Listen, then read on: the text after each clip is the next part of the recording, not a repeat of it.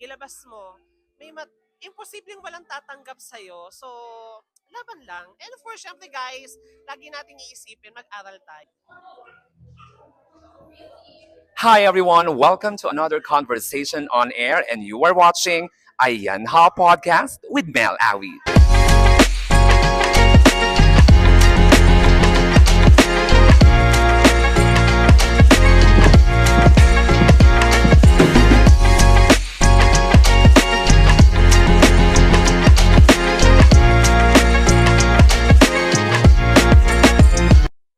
Hi everyone! So kasama ko nga ngayon ang nag-iisang Kimi Yadaw.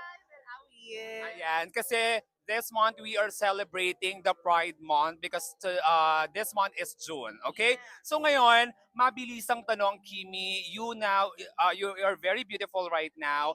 Paano at kailan ka nagsimula? Kailan mo na-realize na may pusong babae? Ayan ha. Ayan ha.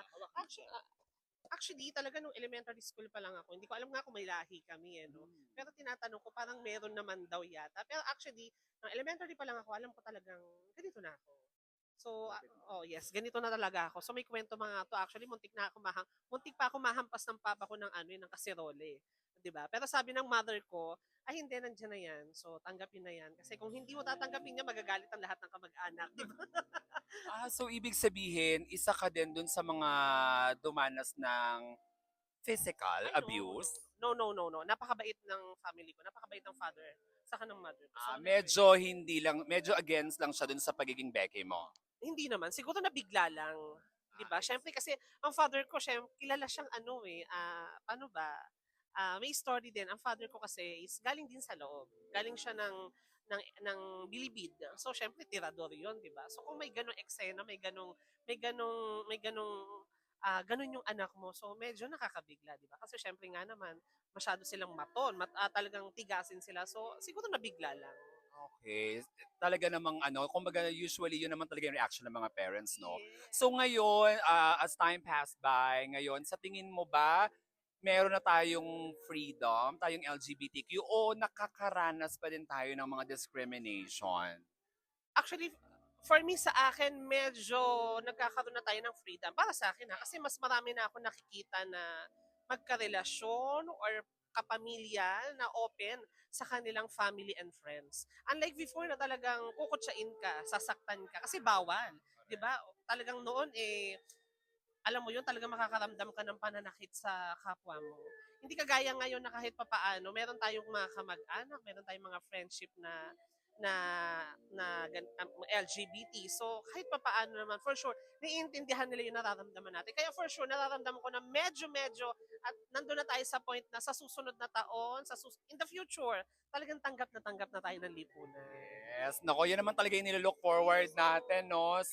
And anyway, so syempre nabanggit nga natin na napag-usapan yung mga struggles na hinaharap ng mga kapatid natin sa pananampalataya. So ano na lang yung message mo or maibabahagi mong mensahe dun sa mga possible pa lang natin? Kasi 'di ba ngayon ang dami ng spectrum ng LGBT, kaya nga siya naging LGBTQIA++++, Dami.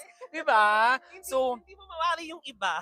correct. Ano na lang, bilang we are celebrating Pride Month, ano na lang yung gusto mong mensahe, not just for the LGBTQIA+ community, but para sa lahat ng mapalalaki or mapababae about freedom or what?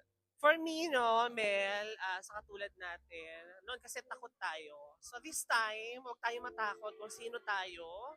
So, for me, ano yan, pagsubok yan.